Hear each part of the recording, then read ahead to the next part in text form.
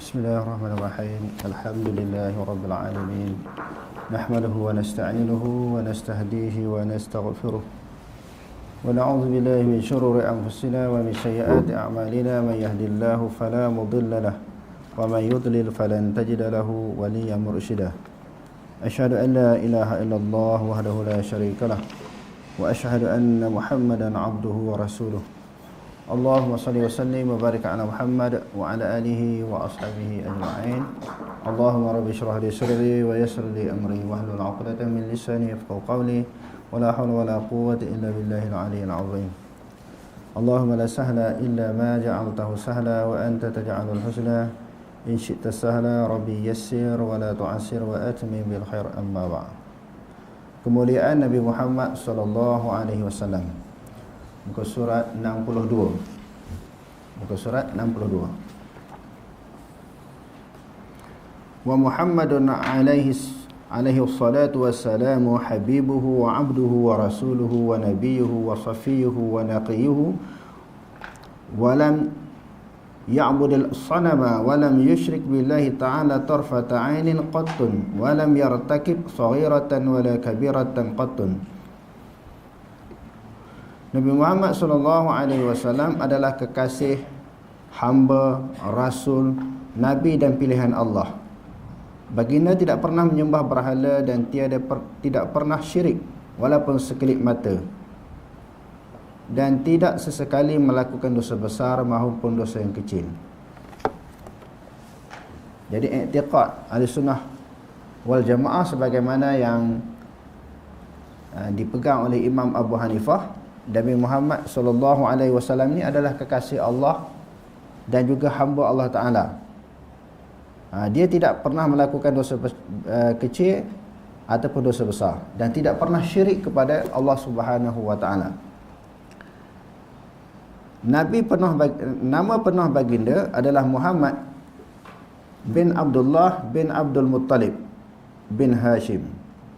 Baginda adalah sebaik-baik keturunan, iaitu Hashim daripada keturunan Quraisy, Quraisy daripada bangsa Arab, Arab daripada zuriat Nabi Ismail bin Ibrahim Al-Khalil. Sebab apa disebut Al-Khalil? Wattakhadallahu Ibrahima Khalila.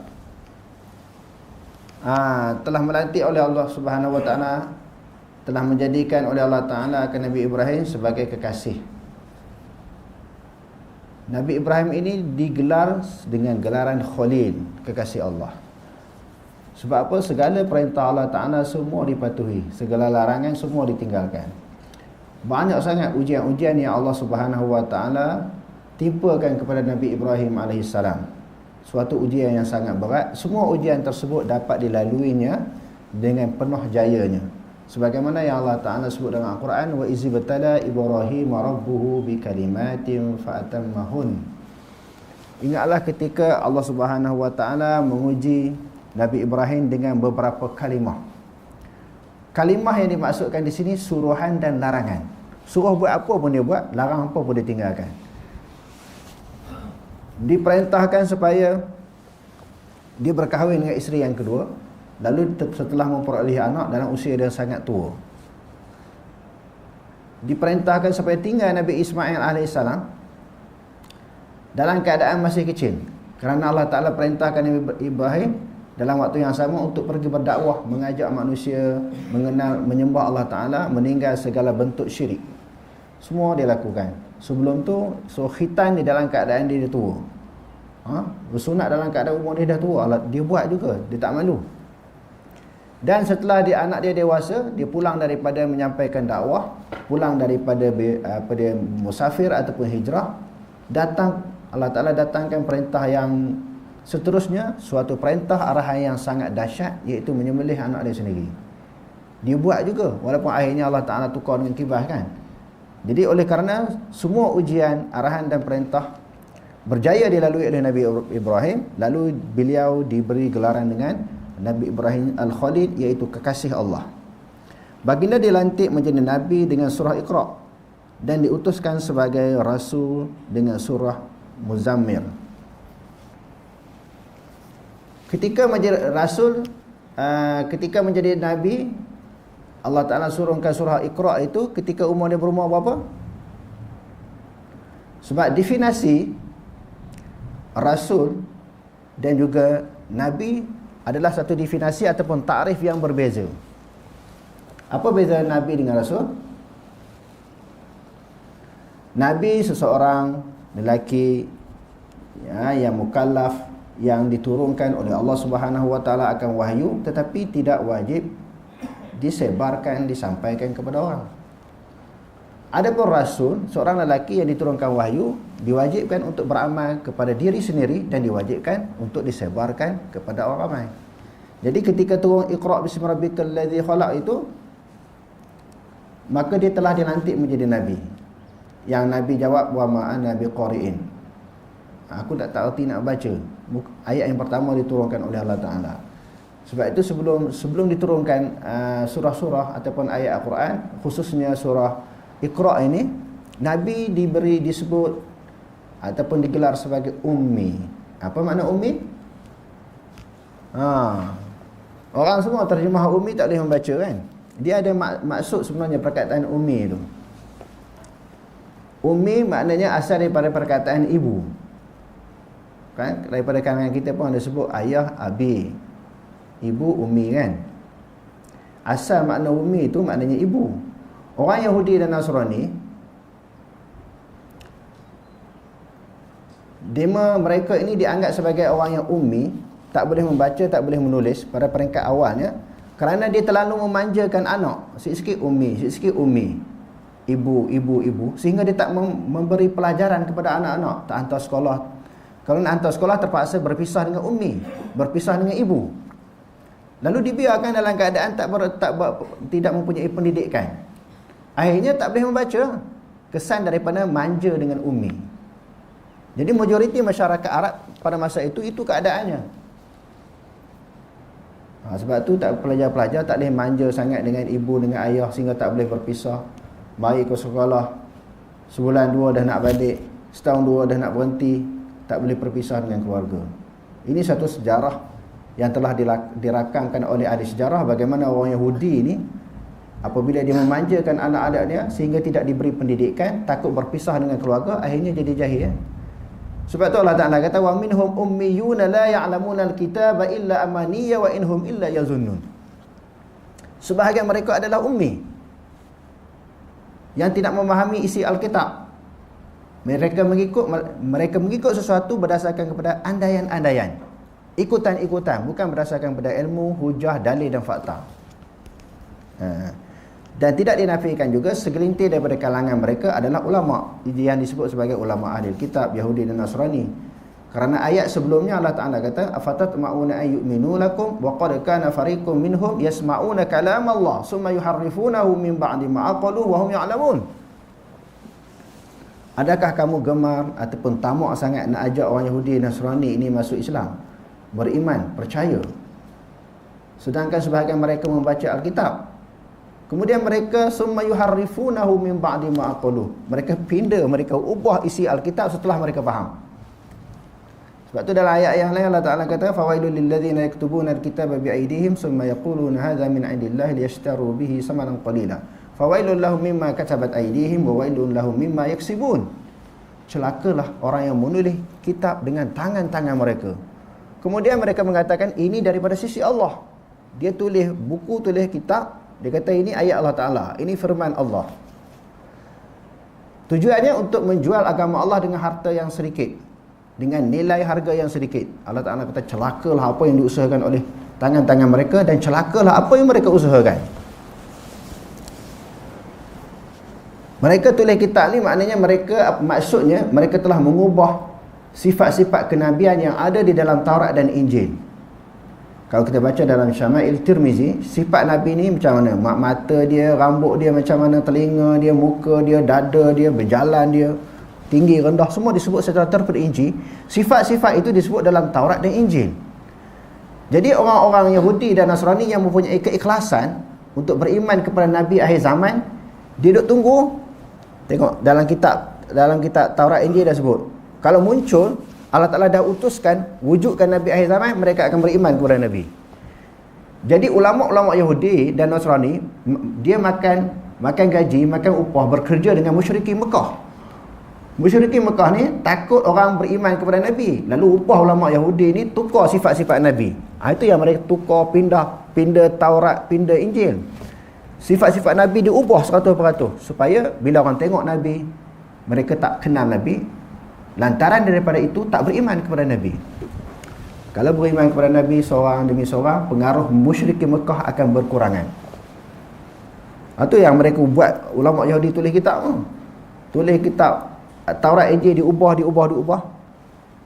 Berlaku perubahan ini sebagaimana selalu kita sebut, semenjak zaman Nabi Musa, Nabi Isa lagi berlaku perubahan kepada Taurat dan Injil. Bukan zaman Nabi Muhammad, bukan setelah Nabi Muhammad wafat. Wa qulu hatta naghfir lakum khatayakum wa sanazidul muhsinin. Allah Ta'ala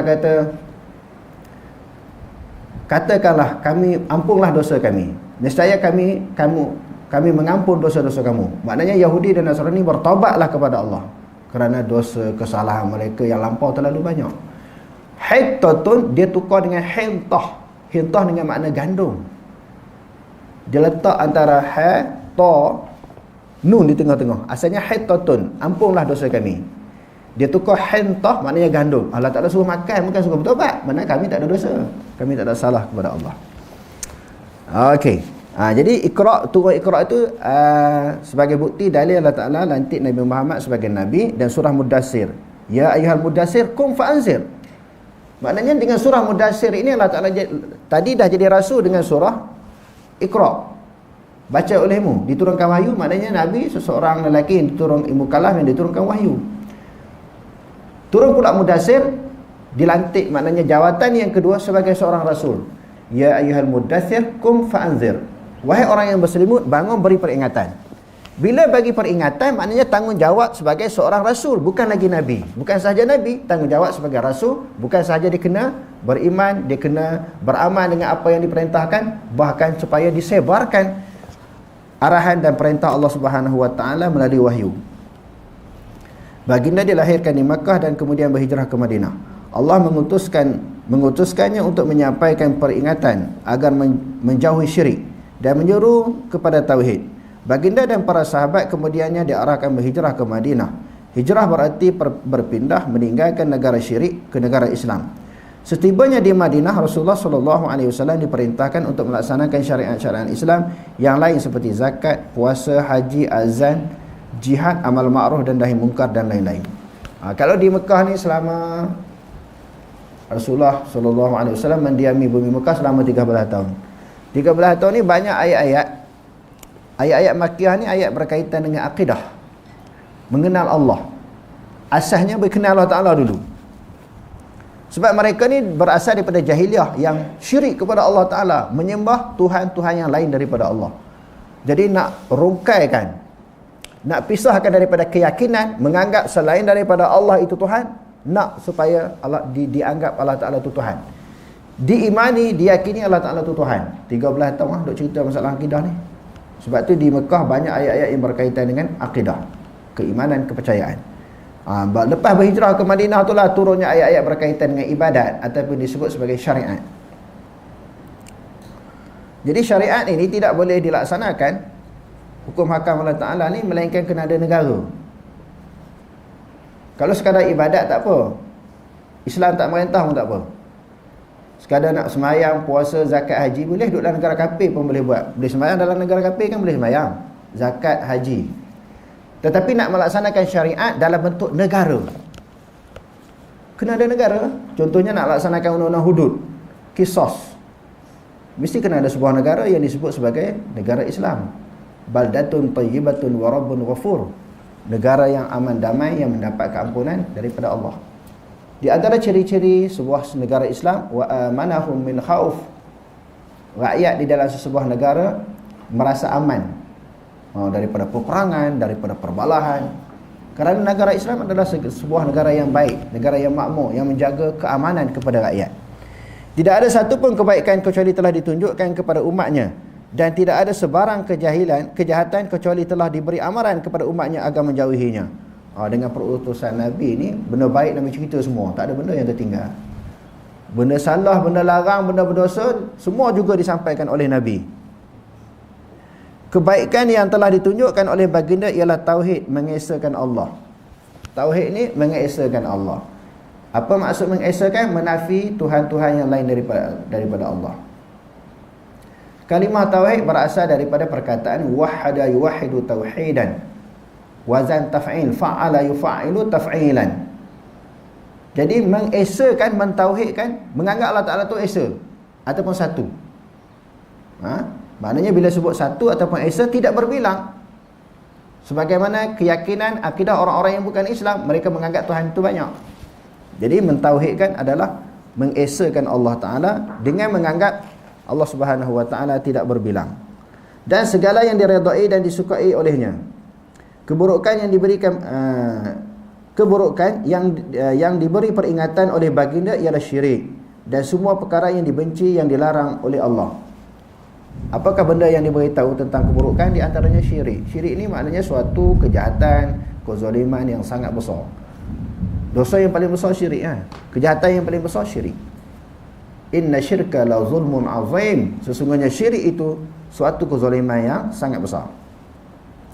Allah mengutus Muhammad sallallahu alaihi wasallam kepada seluruh umat manusia dan mewajibkan ke atas semua manusia dan jin agar patuh dan taat kepada ajarannya.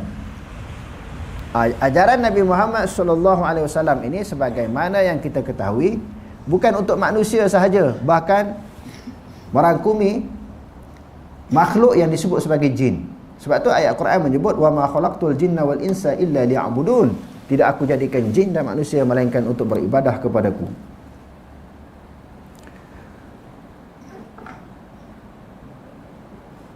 Qul ya ayyuhan nasu inni rasulullahi ilaikum jami'a alladzi lahu mulkus samawati wal ard la ilaha illahu yuhyi wa yumitu fa aminu billahi wa rasulihi an-nabiyyil ummiyil ladzi yu'minu billahi wa kalimatihi wattabi'uhu la'allakum tahtadun. Katakanlah wahai Muhammad, wahai segala manusia, sesungguhnya aku adalah pesuruh Allah kepada kamu semuanya, diutuskan oleh Allah, yang menguasai langit dan bumi. Tiada Tuhan yang berhak disembah melainkan Dia, yang menghidupkan dan mematikan. Oleh itu berimanlah kamu kepada Allah dan Rasulnya, Nabi yang ummi, yang beriman kepada Allah dan kalimah-kalimahnya, iaitu kitab-kitabnya, dan ikutilah dia supaya kamu beroleh hidayah petunjuk. Melalui bagindalah Allah menyempurnakan agama Islam. Al-yawma akmaltu lakum dinakum wa atmamtu alaikum ni'mati wa raditu lakumul Islam madina. Pada hari ini aku telah menyempurnakan bagi kamu agama kamu, dan aku telah mencukupkan nikmatku kepada kamu, dan aku telah redha Islam itu menjadi agama untuk kamu.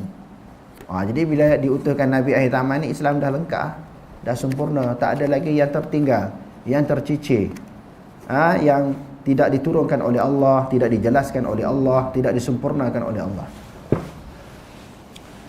Sebab itu di zaman kita sekarang ini, tentang masalah ibadat, yang pertamanya akidah, sudah jelas disebut dalam Quran dan juga dalam hadis.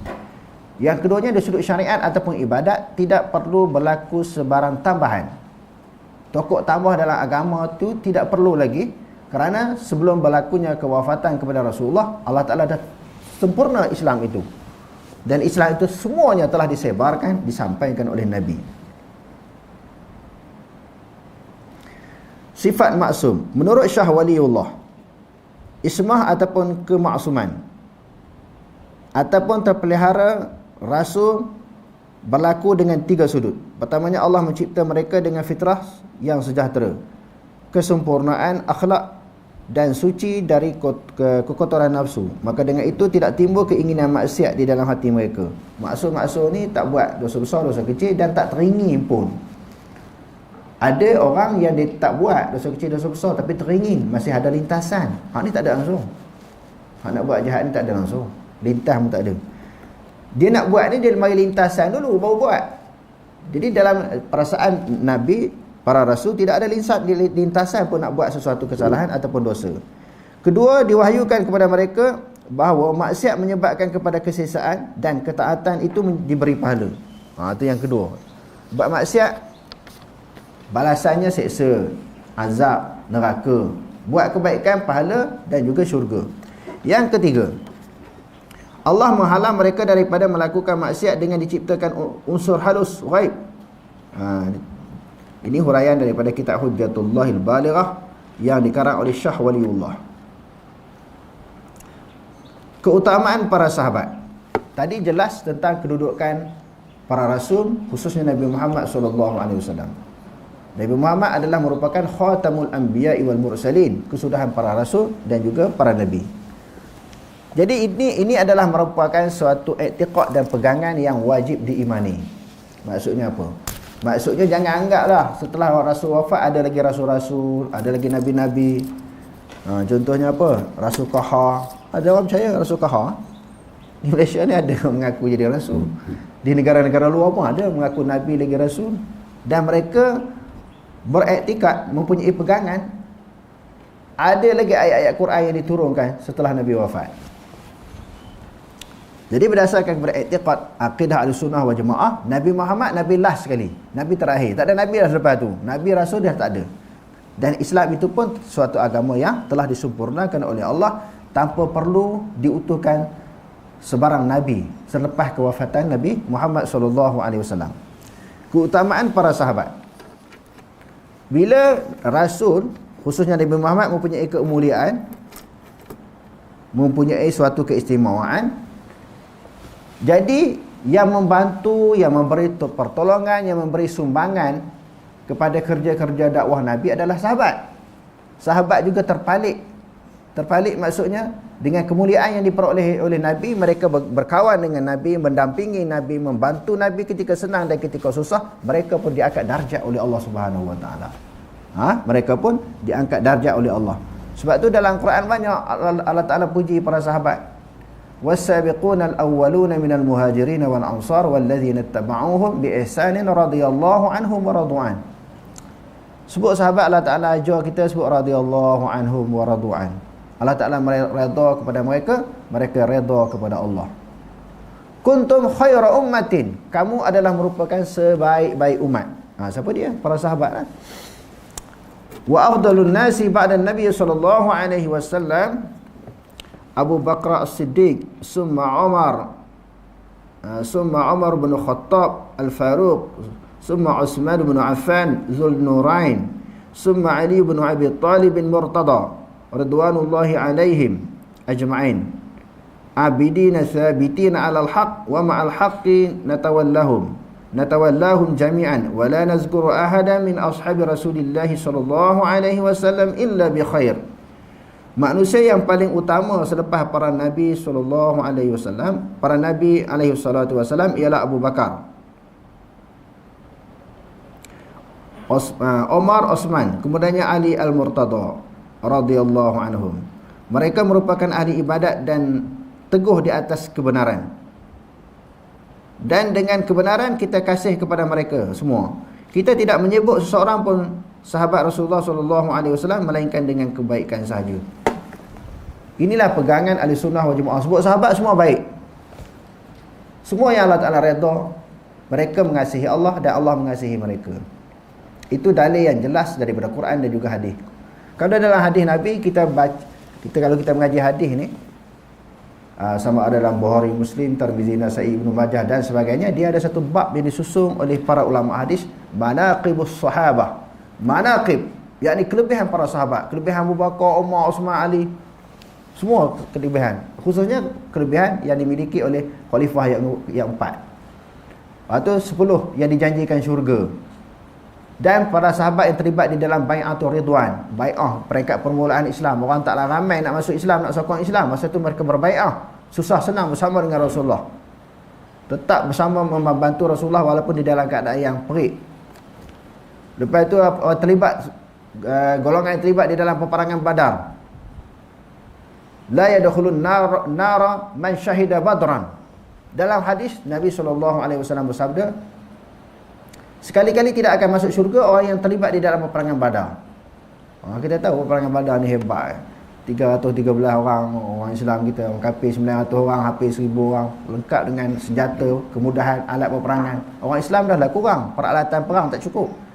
Dalam saat yang, dalam suasana yang sangat ditakuti oleh Rasulullah, dibimbangi oleh Rasulullah, takut sahabat ni kalah. Kalah yang tu je tinggal orang Islam. Sebab tu Rasulullah berdoa dengan angkat tangan begitu tinggi. Tangan jubah dia jatuh, nampak ketiak Rasulullah. Rida Rasulullah yang letak atas bau ni juga jatuh. Allahumma in tahlik hazihi al-isabah lan tu'bad fil ardi abada. Ya Allah, kalau kau tewaskan golongan yang kecil ini, yang sedikit ini, yang lemah ini, wahai Allah, tidak ada lagi orang yang akan sembah kamu di atas muka bumi. Jadi dalam keadaan yang begitu kritikal, para sahabat terlibat di dalam peperangan tersebut. Sebab tu Rasulullah kata, siapa yang terlibat di dalam peperangan Badar, dia sekali-kali tidak akan masuk neraka. Itu banyaklah kelebihan para sahabat yang terlibat dalam bai'ah, dalam peperangan Badar, dan di dalam persahabatan mereka bersama dengan Rasulullah untuk mengembangkan agama Allah. Sahabat ialah orang yang bertemu dengan Rasulullah SAW sebagai seorang Muslim dan meninggal dunia dalam keadaan beriman. Definisi ataupun ta'rif sahabat sebagaimana yang disebut oleh para ulama, di antaranya di dalam kitab Al-Isabah fi Tamyizis Sahabah yang dikarang oleh Ibnu Hajar Al-Asqalani. Di antara definisi ataupun ta'rif sahabat ini, orang yang beriman dengan Nabi, melihat Nabi, beriman dengan Nabi dan mati di atas Islam, itu sahabat. Kalau dia tengok Nabi sahaja, dia tak beriman, dia bukan sahabat. Ataupun dia melihat Nabi, dia beriman tapi mati kafir, bukan sahabat. Contohnya ada di kalangan mereka yang pernah beriman bila berlakunya tahwilul qiblah daripada Baitullah ke Baitul Maqdis, Baitul Maqdis ke Baitullah pula. Ini agama ni Muhammad bawa ke ataupun agama daripada Allah?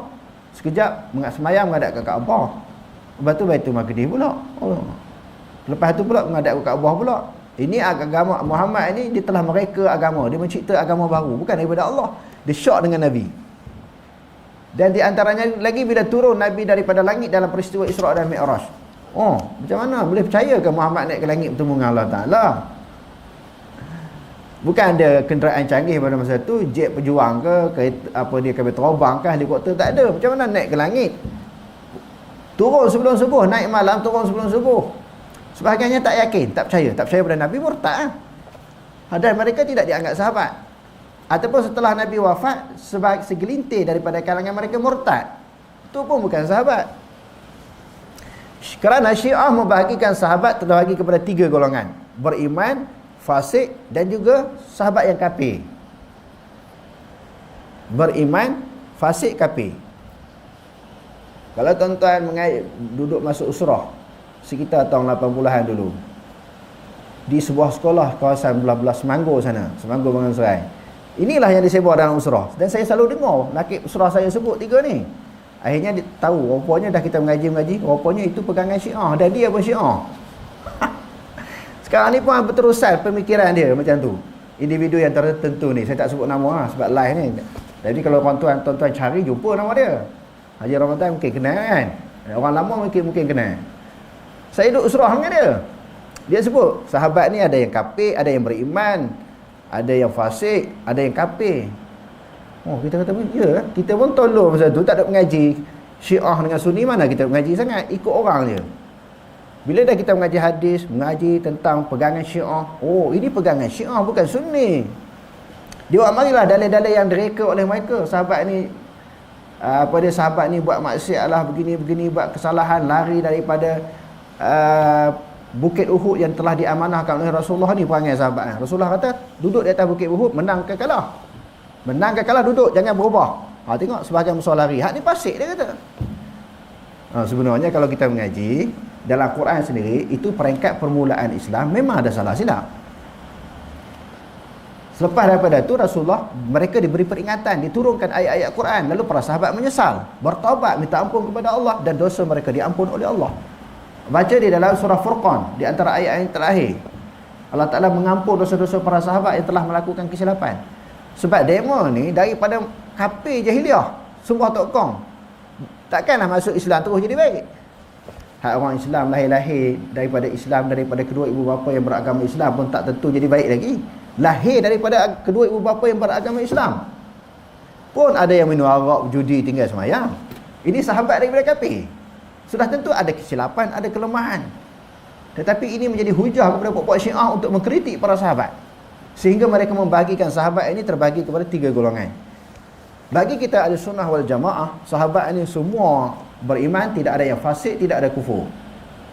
Semua golongan yang diredai oleh Allah Subhanahu wa taala, yang Allah Taala sebut di dalam ayat yang kita bacakan tadi, radhiyallahu anhum wa radu'an. Sama ada beliau pernah meriwayatkan hadis daripada baginda ataupun tidak. Sahabat yang tengok Nabi, beriman kepada Nabi, mati di atas Islam. Sama ada daripada kalangan mereka pernah meriwayatkan hadis. Abu Hurairah, Abu Bakar, Umar, dan Muaz ibn Jabal, Ibnu Mas'ud, Ibnu Umar, sahabat yang pernah meriwayatkan hadis. Mereka dengar hadis daripada Rasulullah, mereka hafal dan mereka sebarkan. Ada di kalangan sahabat begitu. Mereka dipanggil sahabat. Sebab definisi sahabat, melihat Nabi, beriman dan mati di atas Islam. Dan ada sebahagian sahabat, dia tak meriwayatkan hadis. Satu hadis pun dia tak meriwayatkan. Pun dipanggil sahabat juga. Sebab mati di atas dasar Islam. Sama ada beliau berperang di jalan Allah bersama dengan baginda ataupun tidak. Yang terlibat dengan peperangan ataupun tidak. Sama ada beliau hanya melihat sahaja tanpa duduk di dalam majlis, satu majlis dengan baginda ataupun tidak. Dapat melihat baginda kerana sebab tertentu, atau tidak dapat melihat baginda kerana sebab tertentu seperti buta penglihatan. Okey, bila sahabat ni dia kata tadi, definisi dia melihat Rasulullah, beriman kepada Rasulullah dan juga mati di atas dasar Islam. Sama ada mereka terlibat dalam peperangan ataupun tidak, meriwayatkan hadis Nabi ataupun tidak. Ataupun mereka tak pernah melihat Nabi di atas sesuatu faktor, sesuatu alasan dan sebab, berada dalam majlis Nabi tapi tak pernah tengok Nabi, tak pernah nampak Nabi. Seperti sahabat yang buta, iaitu Abdullah ibn Ummi Maktum. Duduk dalam majlis Nabi, Nabi ceramah, Nabi mengajar, dia duduk, tapi tak pernah nampak Nabi. Ta'arif ataupun definisi asal melihat, pernah melihat, tapi dia tak lihat kerana dia buta. Sahabat juga, kerana pernah berada di dalam majlis bersama dengan Nabi SAW. Sahabat yang paling utama secara mutlak ialah Abu Bakar As-Siddiq, kemudiannya Omar, dengan ijma', dengan ijma' orang Islam. Dia bukan ijma' ulama'. Di dalam pengajian kita telah selalu sebut istilah jumhur ulama'. Maknanya kebanyakan pendapat para ulama'. Kalau kita mazhab yang 4 ni, contohnya Imam Syafi'i, Hanbali, Maliki, pegang sesuatu bab tu sama. Mereka sepakat dengan berpegang dengan sesuatu masalah. Hanafi lain. Hak ni dipanggil jumhur, Hanafi tidak jumhur. Kadang-kadang Imam Syafi'i duduk seorang, hak lain 3, hak 3 ni jumhur. Ijma' ni maknanya seluruh pendapat ulama'. Bukan saja 4 orang ni, luar daripada 4 lagi dipanggil ijma'. Ijma' ulama'. Kalau kita tengok di Al-Wajiz fil Usul yang dikarang oleh Dr. Wahbah Zuhaili, melibatkan bukan sahaja 4 ulama' ni saja yang nak dipanggil jumhur ulama'. Terkeluar daripada pendapat imam yang 4 ni pun dipanggil sebagai ijma'. Baru layak dipanggil ijma'. Mana-mana pendapat yang tak keluar daripada akidah Ahlussunnah wal Jamaah, maka itu dipanggil ijma'. Ijma' ni lebih kuat daripada jumhur ramai. Yang ketiga, ijma' ini bukan ijma' ulama', ijma' orang Islam, lebih kuat lagi lah. Lebih ramai jumlah, lebih ramai bilangan yang mengatakan bahawa Abu Bakar dan Umar yang terbaik. Sahabat yang paling utama secara mutlak ialah Abu Bakar As-Siddiq, kemudian Umar Al-Khattab, dengan ijma' orang Islam, bukan ijma' ulama', maknanya lebih ramai. Kemudian diikuti dengan Osman, kemudian yang Ali, mengikut pendapat jumhur ahli sunnah. Sebab apa dia kata sebut Ali, Osman, Ali mengikut jumhur ahli sunnah? Kerana Syiah dia letak Sayyidina Ali duduk di atas daripada sahabat yang 3. Syiah dia letak atas, Ali duduk di atas. Bahkan sepatutnya yang jadi khalifah setelah Rasulullah SAW wafat adalah Sayyidina Ali, bukan Abu Bakar. Selepas itu Umar, Osman, Ali yang keempat. Bukan begitu susunannya. Susunannya Ali dulu. Pokok mana apa Ali dulu. Nak letak Abu Bakar yang kedua, ketiga terpulang, tapi Ali mesti di atas. Sebab ada hadis yang Rasulullah wasiatkan. Pegangan mereka, ada hadis Rasulullah wasiat sebelum Rasulullah wafat, Saidina Ali lah dilantik menjadi khalifah. Padahalnya hadis itu palsu, maudhu'. Rasulullah tidak pernah wasiat tentang jawatan khalifah setelah beliau wafat. Buktinya, bila selepas Rasulullah wafat, banyaklah orang-orang yang menyebarkan maklumat di Madinah ini, Rasulullah wasiat. Sebelum Rasulullah wafat, di antara perkataan yang terakhir diucapkan oleh Rasulullah adalah wasiat Saidina Ali menjadi khalifah. Lalu Aisyah radhiyallahu anha tampil. Dia kata, tak, aku tahulah Rasulullah mati di atas ribu aku, di atas pangkuan aku. Sebab itu Imam Bukhari meletakkan satu tajuk bab kewafatan Rasulullah. Dalam bab kewafatan Rasulullah ini, dan dia masuk dan juga di antara tajuknya adalah bab perkataan yang terakhir yang diucapkan oleh Rasulullah. Apa yang diucapkan? Aisyah kata, Allahumma rafiqul a'la, Allahumma rafiqul a'la. Disebut itulah perkataan yang terakhir. Ini nak menafikan bahawa ada wasiat mengatakan Saidina Ali menjadi khalifah. Ucapan yang terakhir bukan begitu. Aku tahulah, aku dah ribu dia. Dia mati di atas ribu aku, Aisyah kata. Jadi kalau kita baca di dalam kitab Kanzul Mutawari yang dikarang oleh Maulana Zakaria Al-Kandahlawi,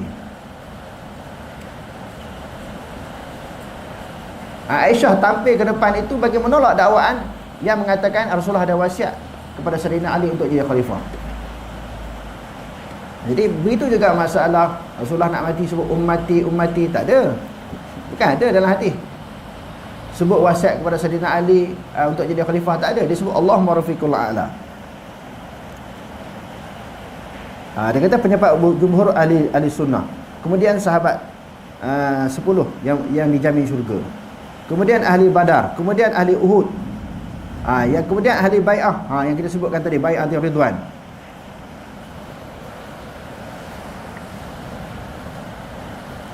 Banyak lagi dalil-dalil bagi ahli sunnah wal jamaah yang nak menunjukkan bahawa Rasulullah memberi isyarat. Bila Rasulullah wafat, Abu Bakar jadi khalifah. Di antaranya masa dia sakit tenat, dia lantik Abu Bakar jadi imam. Ini satu isyarat. Bila jadi imam sembahyang, Rasulullah dia imam, dia adalah khalifah. Begitulah. Turun-temurun berlaku begitu. Seorang pemimpin negara, dia juga automatik sebagai imam sembahyang. Dan ada di dalam riwayat yang lain, Rasulullah membuat binaan sebuah masjid. Rasulullah panggil Abu Bakar letak batu asas. Lepas itu diletak oleh Saidina Umar, selepas itu Saidina Osman, selepas itu Saidina Ali. Lalu dikatakan hazihil khulafa'i min ba'di. Hazihil khulafa'u min ba'di. Inilah khalifah selepas kewafatan aku. Isyarat daripada Rasulullah ada. Maknanya bagi kita Ahlussunnah wal Jamaah, setelah Rasulullah wafat adalah mengikut susunan. Yang memegang khalifah itu pertamanya Abu Bakar, Umar, Osman dan juga Ali. Itu pegangan kita. Ada Syiah dia berbeza. Mereka melebihkan. Masalah melebihkan Saidina Ali daripada sahabat yang lain tidaklah menjadi perkara yang besar. Kerana Saidina Ali adalah Ahlul Bait, sepupu Rasulullah dan juga menantu Rasulullah. Bukanlah menjadi masalah yang besar. Peringkat asal berlakunya fanatik ta'assub kepada Saidina Ali. Mereka melebihkan Saidina Ali kerana Ahlul Bait, ahli keluarga Rasulullah. Okey, setakat tu okeylah. Tapi kemudian beberapa generasi selepas daripada itu, bukan sahaja mereka mengutamakan dan fanatik ta'assub kepada Saidina Ali, bahkan mereka mengkafirkan sahabat selain daripada Saidina Ali. Ini yang berlaku Syiah kita. Yang tu yang tak boleh diterima. Sekadar kasih kepada Saidina Ali tak apalah, bukan menjadi kesalahan yang besar. Sebab mereka menganggap Saidina Ali sebagai Ahlul Bait. Antara ayat keutamaan mereka, was-sabiqunal awwaluna minal muhajirin wal ansar walladzina ittaba'uuhum bi ihsanin radhiyallahu anhum wa radu'an wa a'adda lahum jannatin tajri tahtaha al-anharu khalidina fiha abada dzalikal fawzul 'azim. Dan orang-orang yang terdahulu yang mula-mula berhijrah dan memberi bantuan dari orang-orang muhajirin dan ansar dan orang-orang yang menurut jejak langkah mereka dengan kebaikan, iman dan taat, Allah redha akan mereka dan mereka pula redha akan dia, serta ia menyediakan untuk mereka syurga-syurga yang mengalir di bawahnya beberapa sungai. mereka kekal di dalamnya selama-lamanya, itulah kemenangan yang besar. Ini di antara ayat sebagai dalil bukti keutamaan kelebihan para sahabat. Dan ayat radhiyallahu anil mu'minina yubay'unaka tahta asy-syajarah fa'alima ma fi qulubihim fa'anzala as-sakinata 'alaihim wa athabahum fathan qariba. Demi sesungguhnya Allah redha akan orang-orang yang beriman ketika mereka memberikan pengakuan taat kepadamu wahai Muhammad di bawah naungan pohon yang termaklum, yakni Hudaybiyah. Kita sebutkan tadi perjanjian Hudaybiyah. Maka dengan itu ternyata apa yang sedia diketahuinya tentang kebenaran iman dan taat setia yang ada dalam hati mereka. Lalu ia menurunkan semangat tenang tenteram kepada mereka dan membalas mereka dengan kemenangan yang dekat masa datangnya. Kita telah mengetahui tentang salah satu daripada perjanjian yang berlaku antara orang Islam dengan orang kafir yang disebut sebagai perjanjian Hudaybiyah. Faris, ikut malam ni hantar malam ni, esok malam ni hantar bila Faris? Mungkin malam ni atau esok, malam ni sebab seperti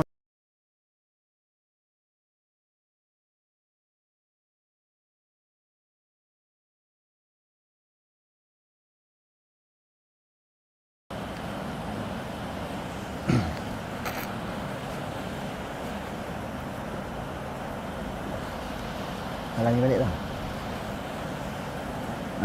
Jadi sampai dekat mana perjanjian Hudaybiyah.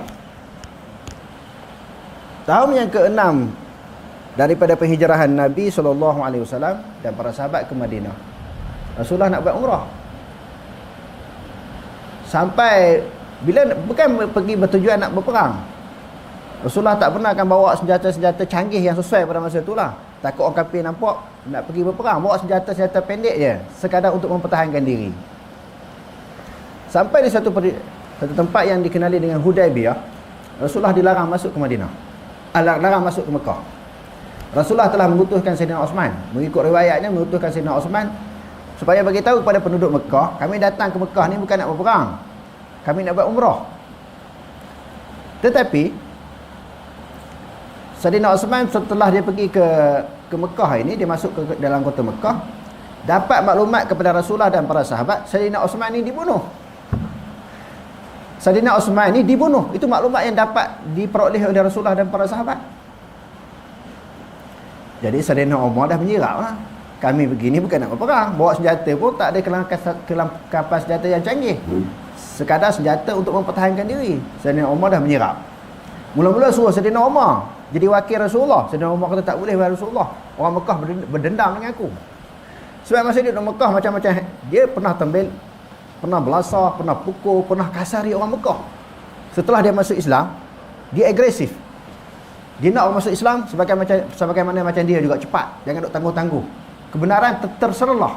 Apa tunggu-tunggu lagi? Sebab itu dipanggil Umar Al-Faruq, yang membezakan hak dengan batil. Dia kata, wahai Rasulullah, aku ni tak boleh lah. Kalau pergi ke Mekah, orang Mekah marah kat aku ni. Hantarlah Sayyidina Osman. Sayyidina Osman kan lemah lembut.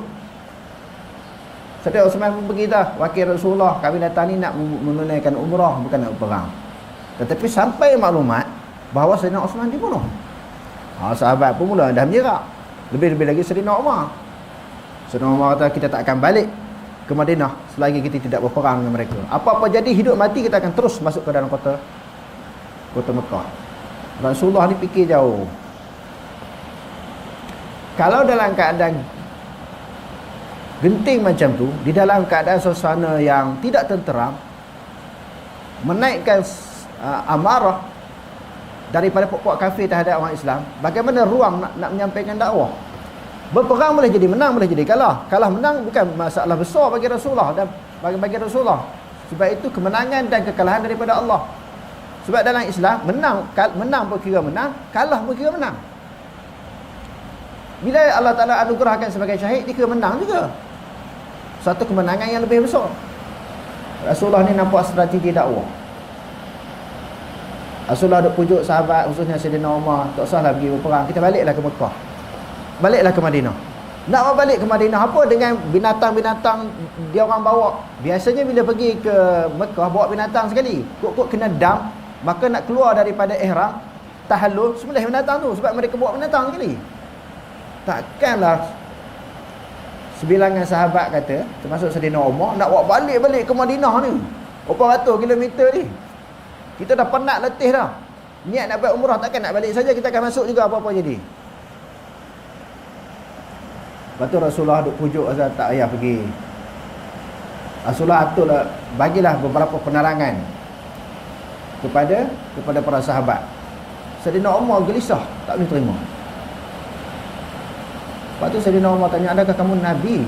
Dia tak boleh nak terima, dia gerau ni. Adakah kamu Nabi? Dia kata, aku Nabi. Lepas tu tanya Abu Bakar pula, adakah Muhammad ini Nabi? Ya, dia Nabi lah. Kalau Nabi kena tunduk. Dia pun terpaksa akur juga walaupun berat hati nak terima keputusan Rasulullah ni. Dahsyat punya Hudaybiyah ni. Kalau tak betul-betul sami'na wa ata'na kepada Rasulullah, berselera habis. Kalau separuh perang, separuh balik, apa jadi? Lagi teruk orang Islam kalah. Banyaklah perjanjian di sudut asalnya itu macam berat sebelah. Tak boleh tulis Rasul Bismillah, kena tulis Muhammad saja. Sahabat lagi panas. Mereka duk sayang kepada Rasulullah, mengiktiraf Rasulullah sebagai seorang rasul. Rasulullah tak boleh sebut Muhammadnya. Bismillah pun tak boleh. Menyebabkan sahabat jadi geram. Akhirnya terpaksa akur jugalah. Dengan rendah hati, dengan redha, dengan pujuk hati supaya sabar. Walaupun suatu keputusan tak boleh terima, Rasulullah buat macam tu. Macam kita mengalah sangat dengan orang kafir ni.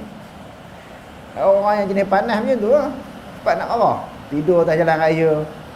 Orang tu jangan tidur, buat demonstrasi pergi tidur. Ni luah ni. Dengan saya tak tidur. Dia pergi tidur depan istana. Kena. Tapi itu takdir Allah Ta'ala menunjukkan dia syuja'ah. Dia berani ni. Banyak pengalaman demonstrasi dengan dia. Tapi nak cerita daripada kalangan sahabat pun dia macam tu. Dia mesti nak lawan. Tapi terpaksa akur lah kerana keputusan Rasulullah ni berdasarkan kepada strategi. Akhirnya balik. Yang terlibat dengan perjanjian Hudaybiyah akur, ini yang satu pengiktirafan besar daripada Allah. Setelah selesai masalah itu, tahun yang berikutnya boleh masuk Mekah buat umrah. Dan tu bagi kemenangan pula. Allah Ta'ala bagi kemenangan. Itu ya, sebelum berlakunya peristiwa itu, Allah Ta'ala turunkan ayat Quran, idza jaa nasrullahi wal fath, kan? Wa ra'aitan nasa yadkhuluna fi dinillahi afwaja fasabbih bihamdi rabbika wastaghfir innahu kana tawwaba. Jadi nak ceritanya kelebihan sahabat yang terlibat dalam peperangan Badar, terlibat di dalam perjanjian Hudaybiyah, semua mempunyai keutamaan dan kelebihan.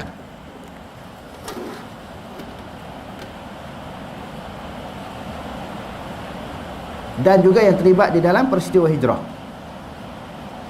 Dalil kelebihan Abu Bakar ialah firman Allah, illa tansuruhu faqad nasarahu Allah idh akhrajal ladzina kafaru thaniya ithnain idh huma fil ghar idh yaqulu li sahibihi la tahzan innallaha ma'ana.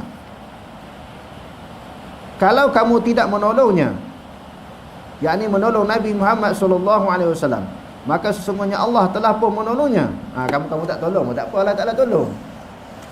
Agama Islam ini dimenangkan oleh Allah, iaitu ketika kaum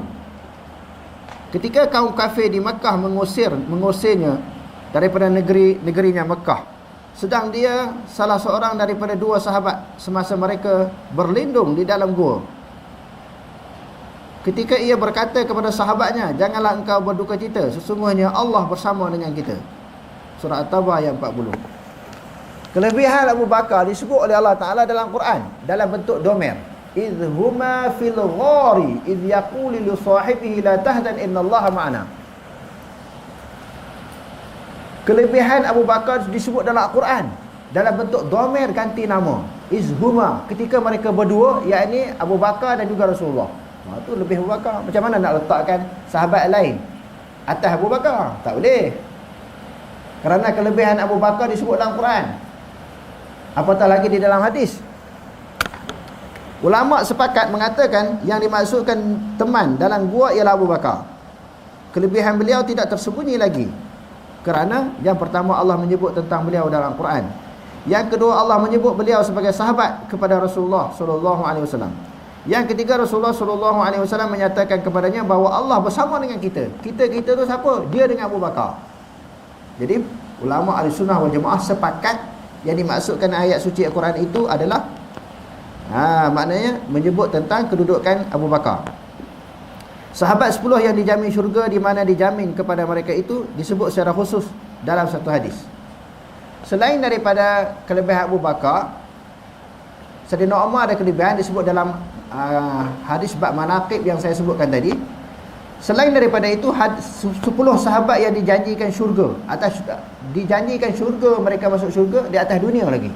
Rasulullah sebut seorang sampai 10. Sebut seorang sahabat ini sampai 10 yang merupakan ahli syurga.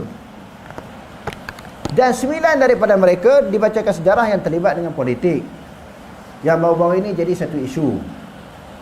Bila ada seorang individu sebut mereka ini juga terlibat dengan politik, sekadar tu lah sebut. Rasulullah pun pernah bercakap isu politik dalam masjid, terlibat dalam politik. Sebab politik ni apa makna politik? Cara pemerintahan sesebuah negeri dan sesebuah negara, itu dipanggil politik. Bab merintah ni dipanggil bab politik. 10 orang sahabat yang dijaminkan syurga ini, 9 daripadanya terlibat dengan politik. Sekadar tu ya. Individu yang pertama sebut. Tiba-tiba ada seorang ustaz buat ulasan, siapa 9 orang ni sekarang ni ada ke perangai macam tu? Memang tak sama lah. Perangai Rasulullah tak sama dengan kita, perangai sahabat tak sama.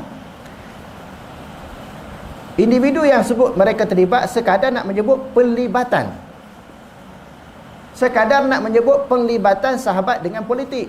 Bukan kata orang ahli-ahli politik zaman sekarang ni, ahli-ahli politik, parti-parti politik, kumpulan-kumpulan politik ni sama dengan sahabat. Tak sama. Mana ada sebut macam tu? Ni sebab tu mengaji tu nak kena faham. Ini mengaji tak faham. Sebab itu, di antara cara nak dapat ilmu, kalau kita tengok dalam wasiat para ulama kan, zakiyun ataupun zakat, selain daripada tulu zaman nasihatu ustazin bulghatun, salah satu daripada cara nak memperoleh ilmu itu kecerdikan. Salah satu cara nak dapat ilmu selain daripada mengambil masa yang panjang, di antaranya kecerdikan. Ini mengaji tak cerdik lah tu. Lain orang cakap, lain dia ulah. Itu yang saya nak sebut. Orang cakap mereka ini sekadar pelibatan mereka dalam politik, bukan mengatakan mereka sama dengan ahli politik. Dia pergi corner kot lain pula. Lepas tu dia duduk cerita kepada orang, mana ada zaman sekarang ni orang yang perangai para sahabat. Memang tu saya pun mengaku. Semua orang tahu perangai sama dengan Nabi jauh sekali, perangai dengan sahabat pun tak sama. Cuma kita yang lemah, yang dhaif ini nak tiru perangai Nabi, nak tiru amalan Nabi, nak tiru perangai sahabat, akhlak sahabat, amalan sahabat, itu je. Bukan kita kata kita sama, jauh langit pada bumi, langit dengan bumi lah. Kita dengan sahabat, bukan dengan Nabi, dengan sahabat. Memang jauh. Tapi lain pergi kona kot lain. Sebab tu dalam mengaji ni dia kena zakaun ataupun zakiyun, kena cerdik. Kalau tak cerdik jadi faham tak betul lah. Lain orang cakap, lain yang dia faham. Jadi 10 orang sahabat ni siapa dia?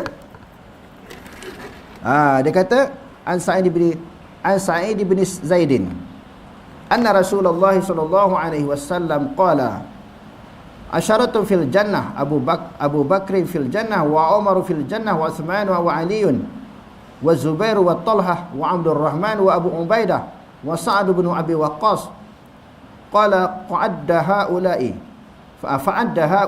at-tis'ah wa sakata 'anil 'ashir faqala al-qawm nanshuduka Allahu ya Abul A'war manil ashir qala nashattumuni billah Abul A'war fil jannah. Daripada Sa'id bin Zaid bahawa Rasulullah sallallahu alaihi wasallam bersabda, 10 orang berada di dalam syurga. Abu Bakar dalam syurga, Umar dalam syurga, Utsman, Ali, Az-Zubair, Talhah, Abdul Rahman, Abu Ubaidah dan Sa'id bin Abi Waqqas. Sa'ad bin Abi Waqqas. Perawi berkata Sa'id bin Zaid diam daripada menyebutkan sahabat yang ke-10. Dalam hadis ni sebut 9. Asalnya 10. Yang ke-10 tu apa? Orang ramai yang ada pada ketika itu berkata, mula-mula perawi kata Rasulullah sebut 10. Cuma sampai kat 9, yang ke-10 dia tak cerita. Orang ramai yang ada pada ketika itu berkata, kami minta atas nama Allah daripada Tuhan, wahai Al-A'war. Siapakah yang ke-10? Beliau menjawab, kami semuanya telah meminta daripadanya atas nama Allah. Abul Awar pasti masuk syurga. Maknanya yang masuk syurga tu nama dia sendiri, takkan dia nak sebut. Itu nak ceritakan bagaimana tawaduknya para sahabat. Dia tak suka soho lah, tak suka dia jadi glamour. Bila sebut macam tu, orang pun respect dekat dia. Maknanya yang ke-10 tu dia sendiri. Tidak boleh mengkafirkan orang yang beriman. Wallahu a'lam. Aqulu qawli hadza wastaghfirullahal azim li wa lakum. Wassalamu alaikum warahmatullahi taala